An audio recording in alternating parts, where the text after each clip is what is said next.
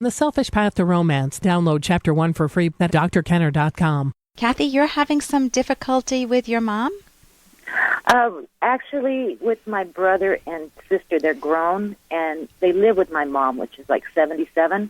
Okay, she's 77. Yes, she's 77. Yeah. And my brother has been like this since he was in his late 20s.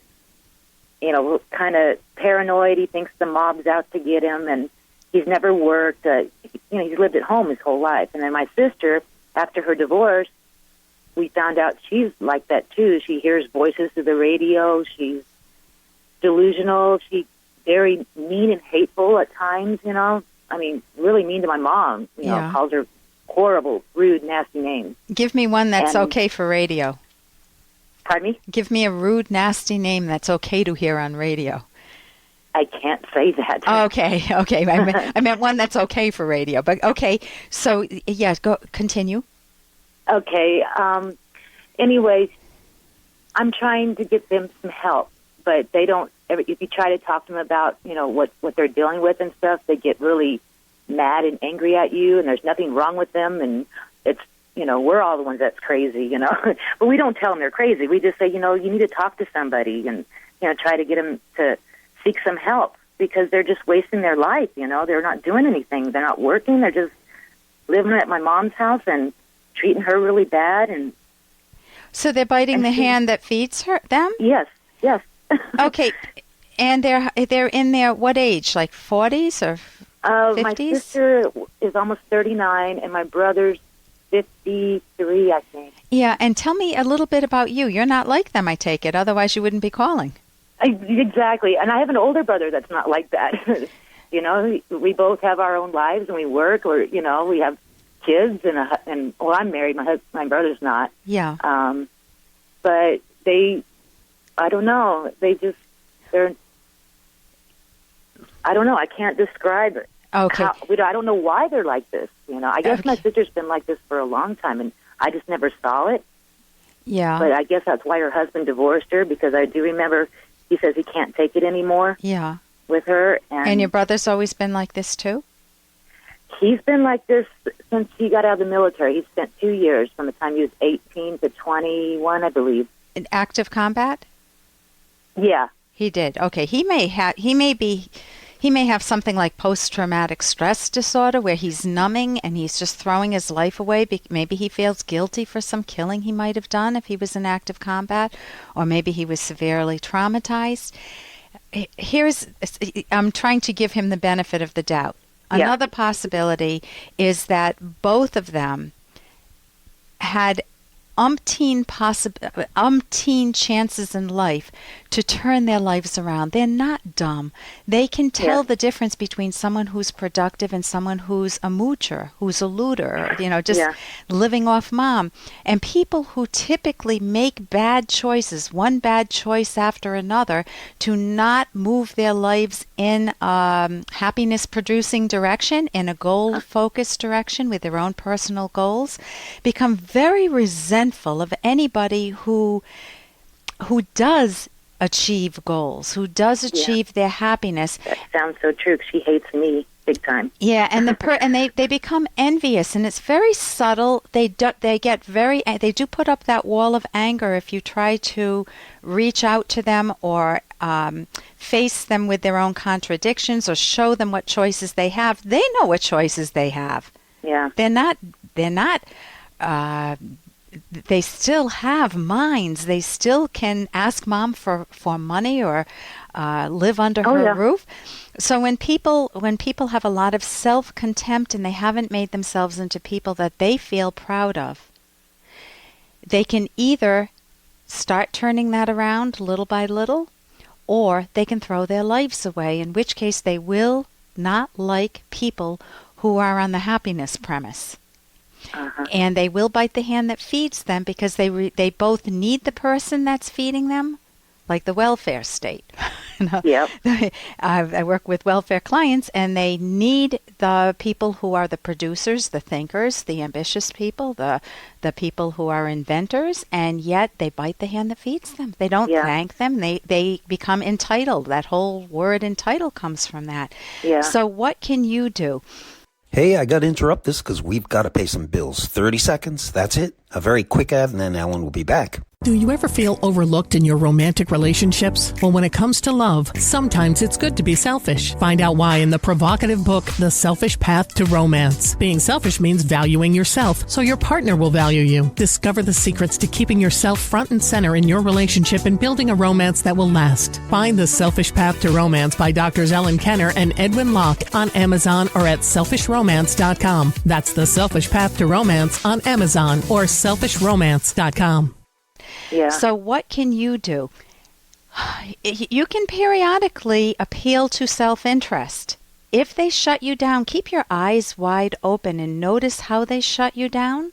Yeah. What they say, you can even review, figuring out what have they done in the past, and see if they're open to reason. If they're not open to reason, you can see if you can get mom some help if she's decent.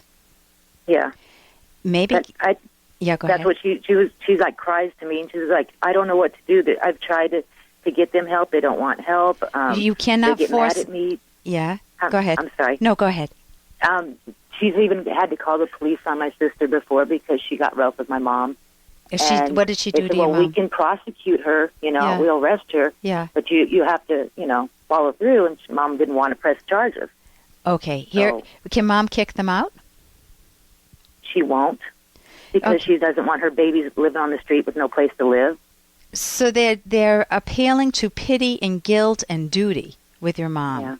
And you cannot force your brother or your sister, unless they cross a line and you get the police involved, then you can evict them.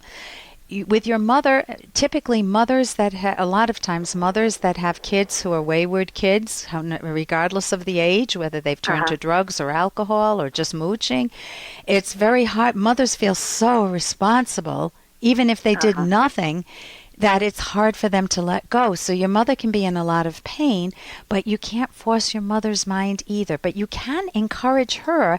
Maybe you can encourage her to get some help, some therapy. Yeah. And I would recommend cognitive therapy. You can go to my website, drkenner.com. I have a link to a cognitive therapy website, or academyofct.org, cognitivetherapy.org.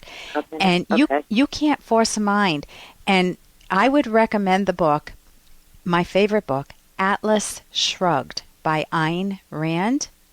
Atlas Shrugged. Think of your mother or you carrying your brother and your sister on your shoulders, like Atlas carrying the world on his shoulders. And what do you want to do? They keep bearing down. The more that you give them, the more they push down on your shoulders. What do you want to do? You want to you want to shrug. Right? Yeah, exactly. So the book is fabulous. It turned many people's lives around, including my own. She gives you a rational, moral philosophy. What I would focus your time on, though, is your kids. What is possible? Your older brother, the joyous relationship with him. Focus on the good in life, because that is something, Kathy, that you do have control over. That's true. And then recognize the nature that you cannot force your brother or your sister's mind or your mother's mind, but you can live your life. You can reach out to them and then live your life joyously. Listen, thank you so much for the call. And here's a little more from Dr. Kenner. Once upon a time, there was a quiet little village in the French countryside, whose people believed in tranquillité, tranquility.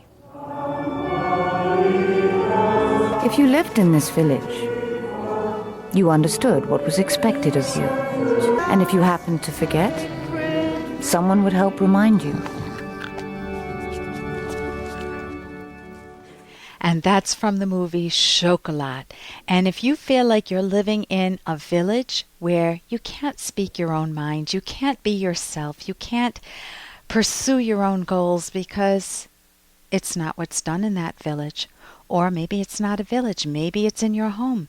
It's not what's done with mom and dad. You can't pursue your own dreams. You can't pursue your own goals when mom and dad have different goals for you. How dare you even think that after all they've done for you?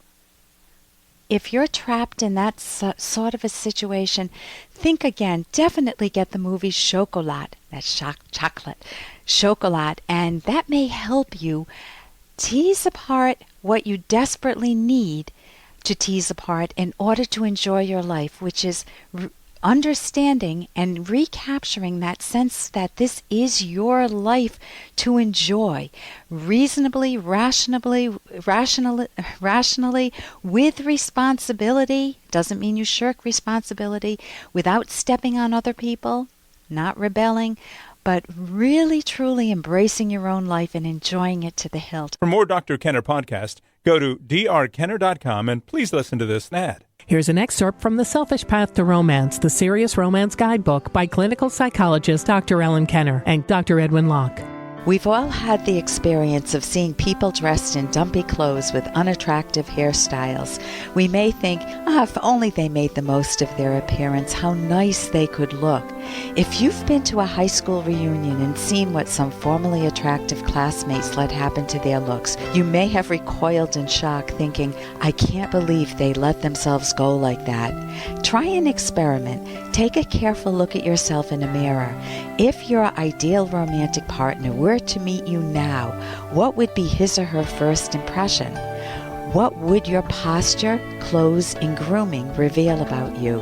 What sort of person would you like to attract? What changes in your appearance would make this more likely? You can download Chapter 1 for free by going to drkenner.com, and you can buy the book at amazon.com.